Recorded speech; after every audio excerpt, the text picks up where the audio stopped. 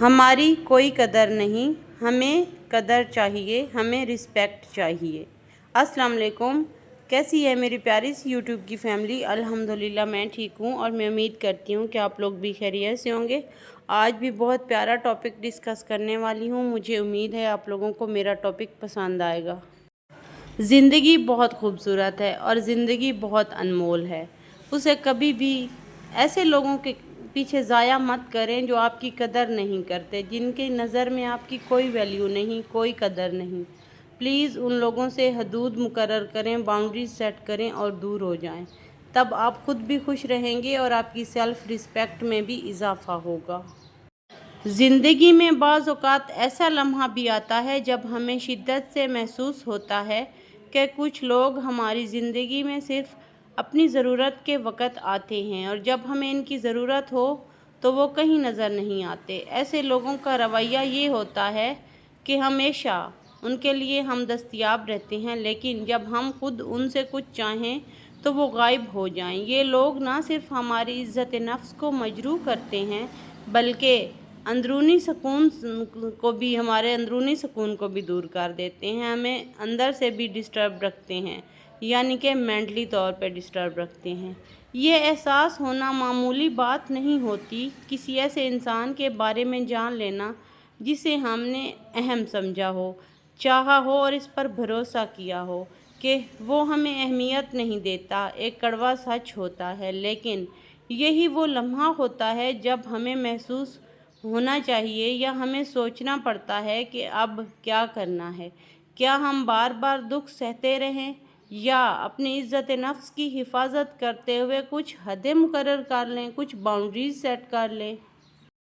دوسرا پوائنٹ یہ ہے کہ بے وقت لوگ کون ہوتے ہیں، ہم ان کو کیسے پہچانیں؟ بے وقت لوگ، جو لوگ ہمیں اہمیت نہیں دیتے، ہماری رسپیکٹ نہیں کرتے، ان کا مطلب یہ نہیں ہوتا کہ وہ انسان مکمل طور پر برا ہو، بلکہ ہماری زندگی میں ان کا کردار ایسا ہوتا ہے جو ہمیں کسی قسم کا سکھ، سکون یا فائدہ نہیں دیتا۔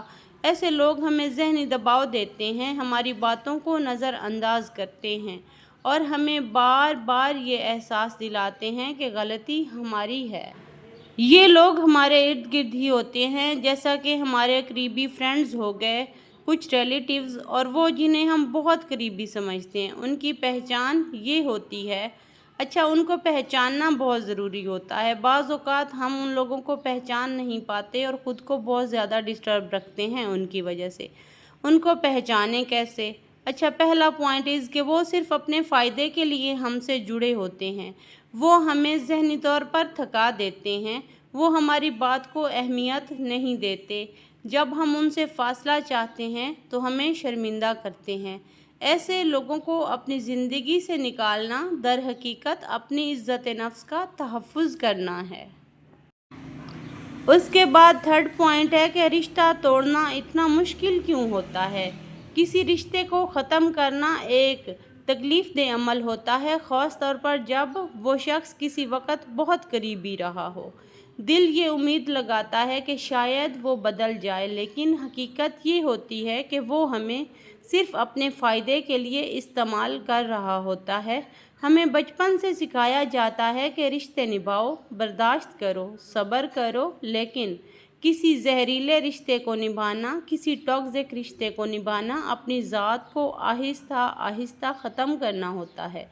جب ہم بار بار دکھ سہتے ہیں، اہمیت سے محروم رہتے ہیں اور ہماری بات کو کوئی نہیں سنتا، تو یہ ہمارے ذہنی سکون کو تباہ و برباد کر دیتی ہے۔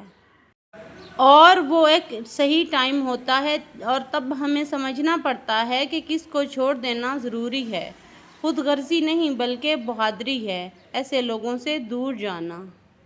فور پوائنٹ کہ حدیں مقرر کرنا سیکھو، باؤنڈریز سیٹ کرنا سیکھو۔ جی ہاں، حدیں مقرر کرنا بہت ضروری ہوتا ہے۔ سیدھے سادے الفاظ میں اپنی ذات کے لیے باؤنڈریز قائم کرنا بہت زیادہ ضروری ہوتا ہے۔ جیسا کہ اگر کوئی شخص آپ کو مسلسل ذہنی دباؤ میں مبتلا کر رہا ہو تو اس سے کم بات کرو۔ اگر وہ بار بار آپ کو نظر انداز کرے تو صاف الفاظ میں کہو مجھے دکھ ہوتا ہے یا تمہارے اس ایکٹ سے میں بہت زیادہ ڈسٹرب ہوتا ہوں۔ اس کے بعد اگر وہ صرف اپنے کام کے وقت یاد کرے تو اسے کہہ دو کہ میں صرف ضرورت کا آلہ نہیں۔ جب آپ حدود مقرر کر لیتے ہیں، باؤنڈریز سیٹ کر لیتے ہیں تو لوگ پہل حیران ہوتے ہیں، برا مناتے ہیں اور آپ کو قصوروار ٹھہراتے ہیں، لیکن یاد رکھو صحت مند اور عقل مند انسان، جو ذہنی طور پہ صحت مند اور عقل مند انسان ہے، وہ اپنے ارد گرد باؤنڈریز کو سیٹ کر کے اس کو اپنا رائٹ سمجھتا ہے اور خودداری کی بنیاد رکھتا ہے۔ The 5 point is کہ خود سے سوال کرو، اپنے اوپر کویسچن کرنا بھی بہت زیادہ ضروری ہے۔ کیا یہ رشتہ میرے لیے فائدہ مند ہے؟ کبھی ایک لمحہ نکال کر بیٹھ جاؤ، گہری سانس لو اور اپنے دل سے پوچھو، کیا میں اس رشتے میں اپنی اہمیت محسوس کرتی ہوں یا کرتا ہوں؟ کیا یہ شخص میری زندگی میں سکون اور بھلائی لا رہا ہے یا نہیں لا رہا؟ کیا اس رشتے سے مجھے مثبت سوچ اور ترقی مل رہی ہے؟ اگر ان سوالات کے جواب نہیں میں ہوں تو جان لو کہ تمہیں مکمل حق حاصل ہے کہ ایسے شخص کو اپنی زندگی سے دور کر دو۔ ذہنی سکون جسمانی صحت کی طرح ہی ہوتا ہے۔ اگر کسی کو زندگی سے نکالنا ضروری ہو جائے تو وہ فیصلہ بہادری کہلاتا ہے۔ The 6 point is کہ تعلق ختم کرنے کے طریقے، صاف گوئی یا آہستہ آہستہ۔ ہر تعلق کی نوعیت مختلف ہوتی ہے۔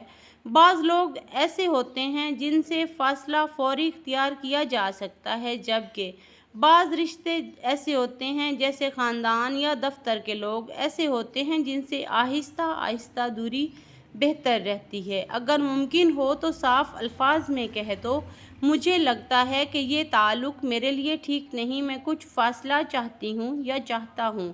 میں نے بہت کوشش کی لیکن مجھے یہاں عزت محسوس نہیں ہوتی۔